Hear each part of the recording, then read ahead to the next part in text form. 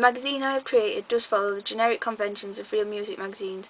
It uses the main iconic image to address the target audience, and it uses bright, bold headings to make it look interesting to read as well as look at. The real magazine that I am using to compare mine to is Kerrang, because it sort of has the same target audience. However, I think the looks and layouts of my magazine is a lot different because it is aimed more at the rave genre. This is the image of my front cover, and here is the front cover of Kerrang magazine.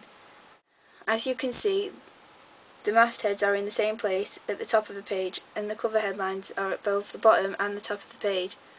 Also, the main image is in the middle, and the models are looking straight at the camera, which makes the audience feel like they are involved with the image. This is a direct mode of address. On the front of Kerrang, everything is close together to make the magazine look like it has a lot to read inside, which helps the reader believe that they are getting their money's worth. Kerrang is £2.10 and Strobe is only £2. Mine is cheaper, so it appeals more to a young audience with less money. However, Strobe is a rave magazine, which provides more for a niche audience. There is currently nothing like it on the market at the minute. Also, the text used on Kerrang's front cover has a black stroke outline around it, and mine has too. It doesn't fit into the conventions that most magazines have, but the differences are to make it more creative and unique for my audience. This is an image of my contents page. As you can see, it does fit into the usual conventions of a contents page, with the titles of pages and page numbers.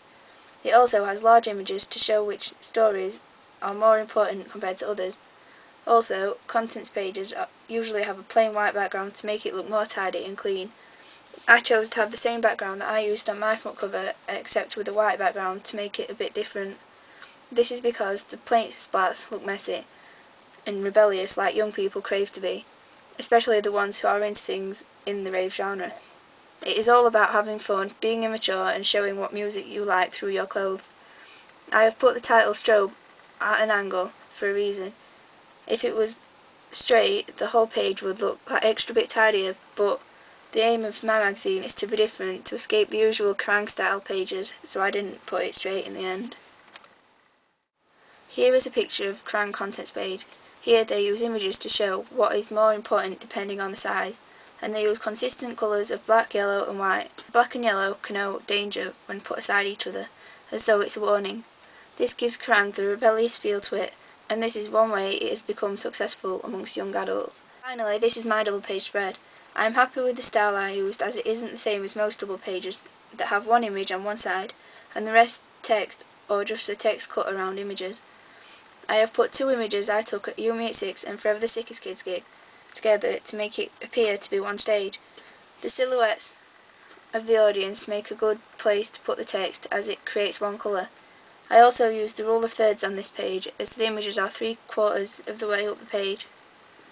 I also noticed on another photo that I took that the background had come out completely black, so I put this in the bottom left corner, and I think this has worked well.